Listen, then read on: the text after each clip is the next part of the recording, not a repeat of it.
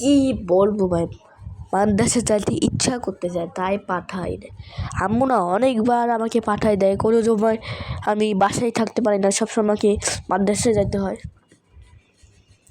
কেমন আম্মু আমার, কেমন আম্মু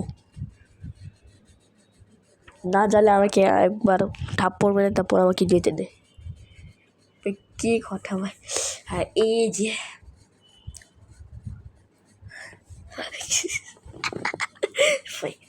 কি করতেছি, মাই নেম ইজ গোকু। আমি গোকু হই, আমি সাজি কুকুর মতো। তো ভাই দাঁড়াও,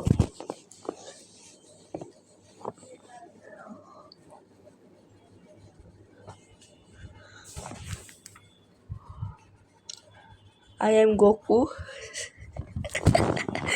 এই কলমটা যদি কিনতে চাও, এই পেন্সিলটা কিনতে চাও তাহলে তাকধুমে কিনতে পারো। তোমরা তাকধুম চেনো?